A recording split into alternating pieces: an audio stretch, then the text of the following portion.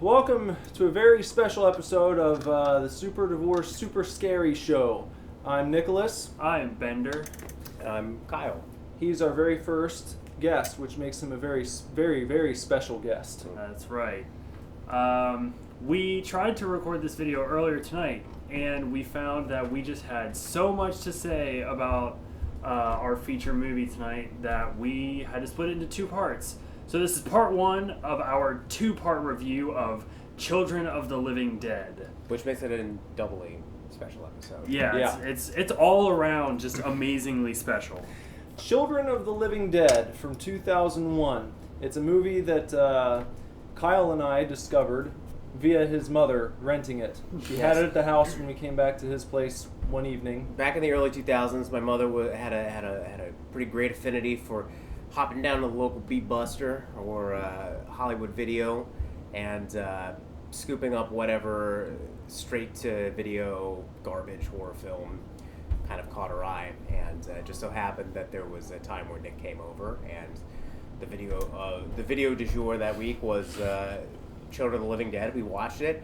It was just an insanely bad film, and it's lived on as a kind of a part of our bad movie canon for 15 years now. Perfect. This one is directed by Tor Ramsey, who Kyle is Facebook friends with. I found him on Facebook. Interesting story about Tor Ramsey.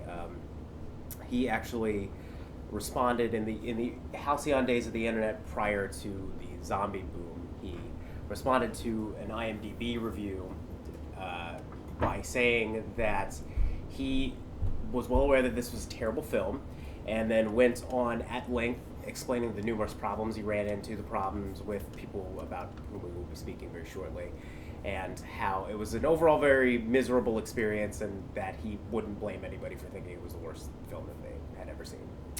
One of the people responsible for the horrible nature of this movie is Karen L. Wolf. I believe Karen Lee Wolf is, which is terrible because my mom's name is Karen Lee. Oh, no. But for the little research I did of this movie earlier today, the movie was written by Karen Wolf, and apparently she was big old bitch the whole production. She essentially wanted full control of everything, and often threatened people with firing them or force them to do what basically she knew she didn't have any business telling people what to do because she had no experience, but she did it anyways. And one of the people who is, I guess, one of the biggest stars, well, I'd say the biggest star in this movie, Tom Savini. The only star of this movie. You said, Kyle, you said that she didn't even know. Yeah, part of I think what Tor Ramsey had said was that they had already made it through a great deal of production before Karen Wolf was even aware that Tom Savini had this cult following because of his makeup work and his, very small kind of acting roles in B horror films. So they're well into the production of the movie, and then she kind of realizes, oh well, we should make him the kind of the focal point of the movie, even though he's, as we'll discuss today, only in it for 20 minutes. Yeah, that's being generous. Probably. Maybe with flashbacks, because there is a flashback scene where they go back over the entire beginning towards the end. But anyway, you've got Tom Savini also starring in this one. You have Marty Schiff, who plays Deputy Randolph. An iconic role for Marty Schiff. Marty Schiff is another example of Romero carryover. He, I believe, was like a raider in Dawn of the Dead and had other kind of bit parts in. Yeah. He's like part of the Pennsylvania crew, the Pittsburgh crew that is responsible for a lot of Romero productions, and I suppose ended up taking the side of Russo in The Split, I suppose, or probably would just take work wherever he could get it. I'm sure, because as you can see from this movie, he's not the most well-honed thespian, I suppose. So the movie sort of, I don't know, it sort of takes place in a weird timeline, as we have had trouble figuring out. But the movie opens up with a firing squad versus some zombies. It's supposed to be the cleanup and the aftermath of the original Night of the Living Dead. It feels like the last few shots of Night of the Living Dead, right? With the posse groups, coming in, groups roaming the countryside and taking out the shambling, slow-moving zombies with a really cool blue filter. Yeah, it's so good. Well, because it's like Blue Monday. There was a new order. There was a new order of zombies. Mm-hmm. Yeah, there's a new order. Yeah, I know. That's a good joke. So, during this battle sequence, basically, is when we're introduced to Tom Savini's character, who I love is just sort of on his own in a field, sort of just whispering to himself as he's killing off zombies. A lot of really horrible overdubbing throughout this entire movie. Terrible. But it's very, very noticeable in the first segment. Yeah, it kind of calms down later, but this first segment, I mean, the character will be talking, and their lips won't even move. Surprise! It's wonderful, really. It's magical. And I think part of the story here is that the director and Savini were on the set one day, and apparently Karen Wolf was not there. And since she was very kind of meticulous about how she wanted the script to play out, because of her script, there was not a line to be changed. There was not a thing about it that was to be changed. And I guess Tor Ramsey and Savini were like, well, fuck it. Let's just put together like an action scene. Let's do some sliding down the hood of the car. Let's have... I do love when he kills that zombie and then has to dive onto the front of the car and unload on the other two that are, once again, slowly, ever so slowly, shambling towards him. So I suspect, like, my impression of it was that they shot this just basically for funsies, and Karen Wolf was pissed and threw Tor Ramsey off the project, and then found out that Savini was actually a big star, and was like, well, I guess we could just use that, and then had Savini come in and dub over some lines so that it sounds like he's talking to himself. He's talking himself through the act of picking off these zombies and like loudly proclaiming, like, I don't have any bullets, or you two guys. I love it. And that goes from the field scene to Savini. Hughes is his character in the movie, Deputy Hughes. He meets up with Marty Schiff's character, Randolph, and then you get a little bit of insight in the story and what's going on. They go off to the Abbott Hayes place, as it's called. They're searching for a group of school children who have gone missing. The teacher has been found. It was a field trip. It was a field trip that had gone missing because people take field trips in the middle of a zombie apocalypse, I guess. Yeah. So the teacher, I guess you're left to assume, has been killed, and they found the body of the teacher. The kids are still missing because zombies don't go for kids for some reason. This is an actual addition to the rules of zombiedom in this film. They do not go for children at all. So this search for these children leads Savini and Schiff to the Abbott homestead, in which they decide to check out the barn. First of all, I do want to say I love when they're walking up and they find the barely unrolled roll of caution tape with blood on it, and then Savini just carries it around with him until they get to the door, and that chicken pops out, and then he just gives that the chicken caution jump tape. scare is the best part of the film. It really is. And I love Schiff's reaction to it. It was it's great. like, you know what it is? It's like the dinner scene from Alien where nobody knew that the chest burster was going to no one come out knows of the chicken is coming out of this door. Well, we've given away the big surprise in the movie, so no reason to watch it now. No, there's still a reason to watch it. Yeah. So you go into the barn, and they find the children. Now we should probably contextualize this with the story of Abbott Hayes and how integral this character is to the story. At this point in the story, you still don't know Abbott Hayes' full bio. So we haven't rolled out the... No, you don't get that yet. Okay. Not yet. All you know about Abbott Hayes when they're going to the Hayes place is that Abbott Hayes was a bad guy. He went to prison, and he was murdered in prison, and his body went missing from the morgue.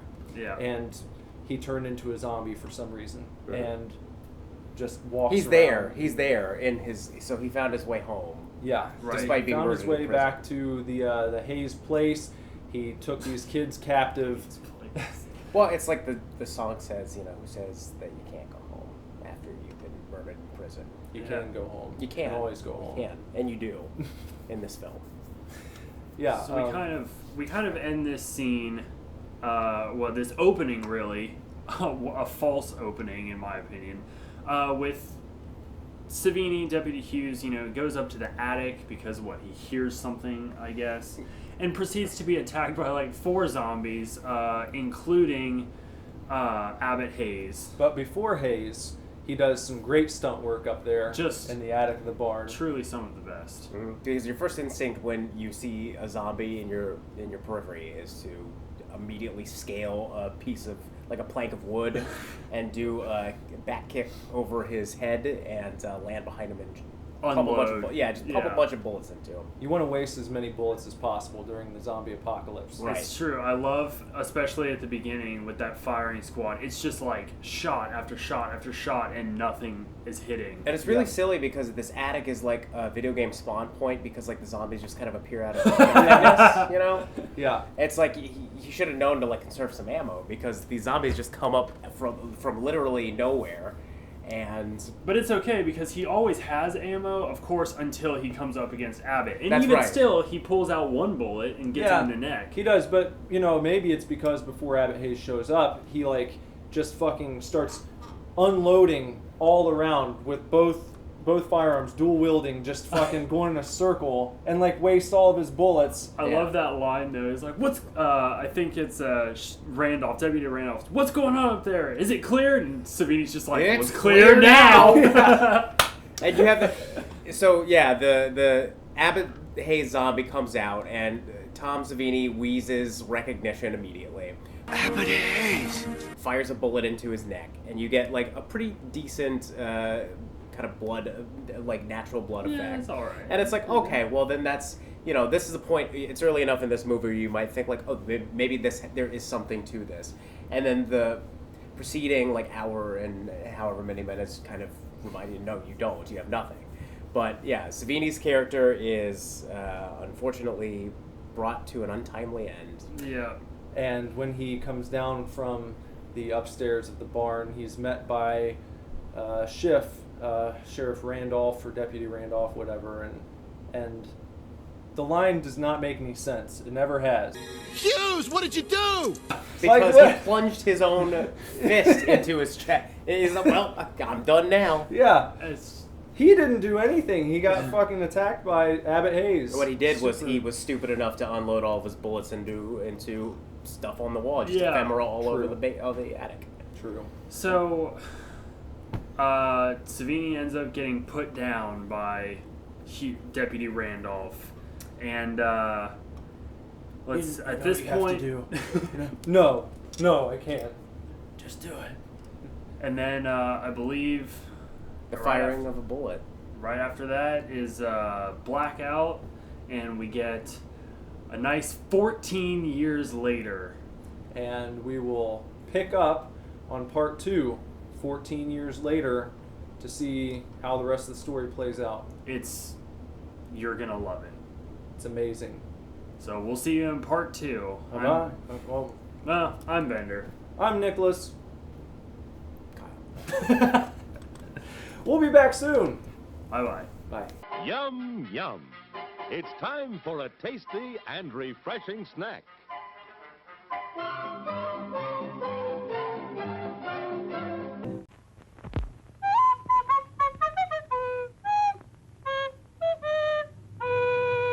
Hey, somebody's crazy.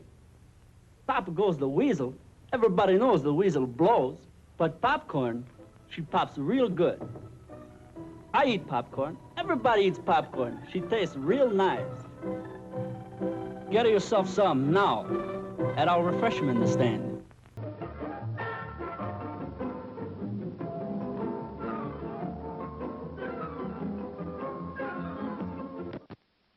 And now, on with the show. Well, where do we pick up 14 years later? What's going on? Well, the kids that were saved in the first opening of the film are now 14 years older, and they're all in a VW bus, which I made a note is a classic horror road trip car. And you get it in this movie, you get it in Texas Chainsaw. I love it. I love when they put VW buses in horror movies. But the kids are together, all except for one who has to work, and they're on their way to a concert. They're going to do some partying along the way, and they decide to stop at a cemetery. Oh, but not just any cemetery. Oh. They stop at the cemetery that happens to be the burial place of the mother of Abbott Hayes, and this is where we learn about our film's antagonist. Abbott Hayes was a child who was raised by a mother who treated him like a girl, and this led him to madness. He, I guess, murdered women and was arrested with a woman in his trunk, went to jail, was promptly beaten to death, and then miraculously turned into a zombie and went back to his house and then started a zombie outbreak and then disappeared for 14 years. What was he doing all that time, I wonder? Well, he was a zombie the entire 14 years. Clearly not decomposing as a corpse would. He instead underwent Gets more demonic. He underwent some kind of weird metamorphosis that made him look like a McDonald's mascot, I guess, with giant snake fingers and a rumple face. Yeah. And I don't really hate the way Hayes looks. I was like, okay, I can kind of get behind this design, especially for how low budget the rest of the movie feels. I was like, oh, okay. It's a unique look for a zombie. For a power zombie. And the couple of shots where he's leering out of a window and watching them from a distance, it's kind of okay, this is an ominous figure. Yeah. But then that changes. Yeah. Well, you go from your partying, they're partying on the grave of Abbott Hayes' mother. Which is when you get the excellent line. Abbott Hayes would roll over in his grave if he saw us partying on his dead mother. and then there's some sort of scuffle between Red Ranger and the rest of his group, and he turns around to go back to the van, and he looks across the road and he sees the Hayes place, and suddenly it registers for him. You're led to believe this is the first time he's thought about it since he was a kid. He realizes he was one of those children trapped by Abbott Hayes in the beginning of the movie. Saved by Deputy Hughes. Yeah, and it just now hit him. It's repression for you. Yeah. So they load up, they get in the van. And you figured that this will probably change the tenor of the entire movie and that this character is going to be changed for the better. Yeah, these characters, when you're watching this portion, they almost... They feel like your mains. They feel like this is your important part. You had your opening, and now we're in the meat of the story. And, you saw them as kids locked away in the opening, and now here they are as adults. Boy, was I wrong. Opening number 2 is what it is. And it's closed out by Abbott Hayes strutting across the road. The most ridiculous thing you'll ever see. Just the best way possible. And it leads to the best car crash scene just ever, really. It is. It's an amazing car crash It's scene. wonderful. They find the 100-foot cliff in Pittsburgh, Pennsylvania, and drive right off of it. And it's 5 feet off of the road. Yeah. They swerve out of the way hit a bush. Miles and miles of farmland, chasm. Yeah. You hear them scream, "Oh shit, Abbott Hayes!" Ah! Because they all recognize it, and there's some really terrible. They all recognize him instantaneously because he's not just a town legend that people have heard of. It's a town legend that everybody knows and knows very well, to the point where when he's turned into an orange fish man, Yeah. people, They still or know a gray fish man. Like people are already like, oh Oh, yeah, it's Abbott Hayes. Of course, Yeah, that's Abbott Hayes. he's fucked up. Yeah, he Yeah. put on a little weight. Yeah, that's fine. We should note before we move on from this scene. There's some really awful dubbing work here, particularly in this scene where they're kind of like mocking Abbott Hayes. Fine then, I won't say his name. I promise. Abbott Hayes. Abbott Hayes. Fuck you. But it's supposed to be from the back of the van, so it's like you're getting these these disembodied voices that don't belong to any of the characters. And she turns around with a "fuck you." Yeah. It's awesome. But they all die. That's false start number they 2. all- yeah. Yeah. Flag for 15 And we yards. finally move after, so that all the kids die, and then we get a quick shot of their open casket funerals where they all look very well for falling down a cliff, you know.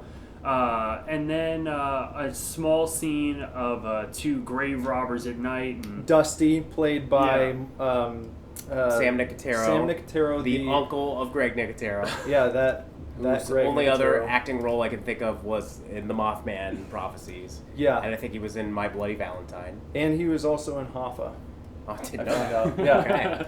And also, I wanted to take a moment of silence for Mr. Nicotero, who passed away earlier this month. Oh, he did? Yeah. Oh, my God. I That's was so pretty disappointing. bummed out because he's Wow. a fun character, but he passed away earlier this month. So And for as much as we really, this is a bad movie, it's a movie that we watched with a lot of kind of odd affection for. Too. Yeah. Oh, So, yeah. This was my first time seeing it, and I have a huge fondness for it already, I feel like. I wanted to just also point out, since Mr. Nicotero, Sam passed away, probably not many people are doing any memorials for him in the world of film. So rest in peace, Mr. Nicotero. And also, I want to point out, I found out he was in a stage production of Anton Chekhov's The Cherry Orchard. That's at great. the Public Theater in Pittsburgh. Oh. So, a little tidbit. So, But we yeah, we get the grave robbing scene. Yeah. And then So we set up this dynamic where this very, very clearly old man tag teams with a younger gentleman named is it Jason or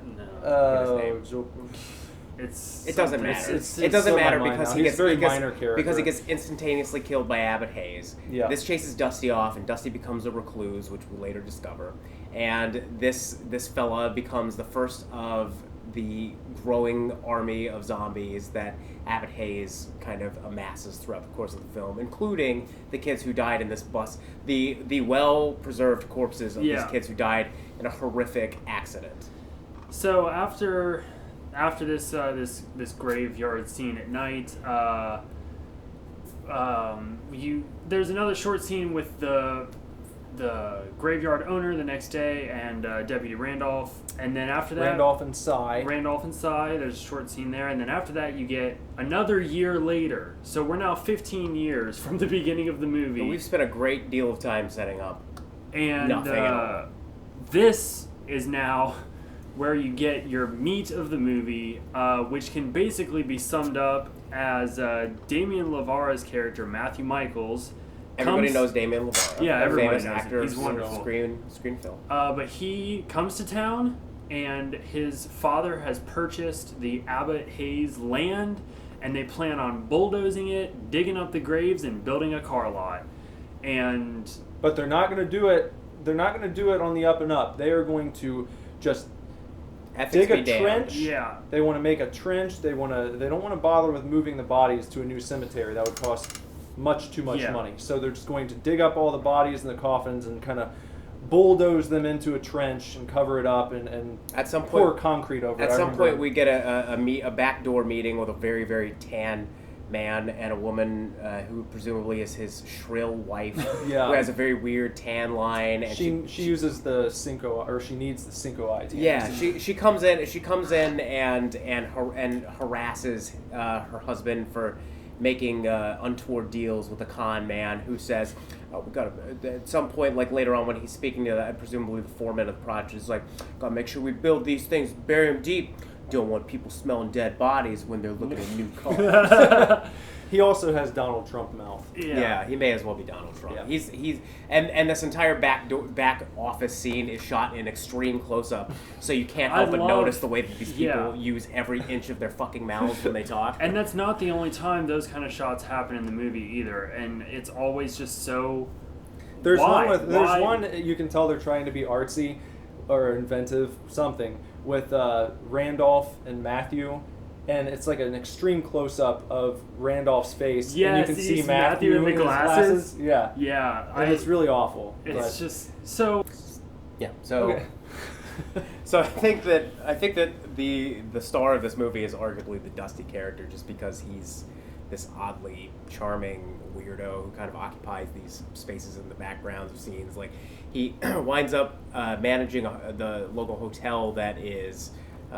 That Matthew ends up staying at, and Lori, who I don't think we've mentioned specifically, our main star, played by Jamie McCoy, who has also surprisingly not done a whole lot since then, brings some groceries because he refuses to go outside. He recommends to her the virtues of getting peanut butter and toast for breakfast. And then there's a scene where we see the squalor that he lives in. He drinks from his own denture cup. He eats tomato soup paste in like a single pot. He can't operate a phone. He tries to get the gas on, finds that the gas is either not working or cut. He breathes in the gas and says, "Somebody's got to shut off that gas." But he can't get Sheriff Randolph on the phone to come over and take the gas off for him, so he's got to work up the courage to go back outside after having seen his partner being taken out by Abbott Hayes. So he kind of prances out through the brush and goes over to the gas line. He checks around and he turns the gas off. And then he realizes there's nothing, and he says, "Nothing to be afraid of all this time. Nothing to fear but fear itself. Wide open spaces. I'm back." And then is bum rushed by 30 zombies, and it's just like such a wonderful. Odd little thing. Yeah. And those zombies that rush in kind of signal the end of the movie, the last sequence. It's the invasion, if you will. Yeah, the zombies stop lurking in shadows and start pushing out into the light. And Abbott leads his army of shitty zombies to the local diner where Matthew has gone to pick up his date, which I guess she lives at the diner. Yeah, and then Lori proceeds to, when they see the zombies, she proceeds to just give a brief history about how they're pretty used to zombie apocalypses. The Deputy Randolph shows up, calls the construction crew to get his guns. The militia shows up. Everybody, there's a big firefight. Somebody throws a grenade into their own car. There you go. Oh, what the? And Abbott Hayes escapes. And there's your ending. That's it. Movie's over. It's a movie. It's a real movie that is a thing that you can watch. You really. And we don't even need to say spoiler alert at any point because there aren't really any spoilers to give away in this. You just have to watch it. You've got to watch it, and you can. You don't have to track down the DVD. You can just go to YouTube and type in "Children of the Living Dead," and it will be the first result that comes up, and it's the full movie. You need to subject yourself to this movie. It's the best piece of trash I've ever seen. So make sure you check it out. Thank you for tuning in to our special 2-part Super Scary and our special guest episode. Hopefully Kyle will join us again sometime. Okay. Until then, I'm Bender. I'm Nicholas. Okay. Have a good one.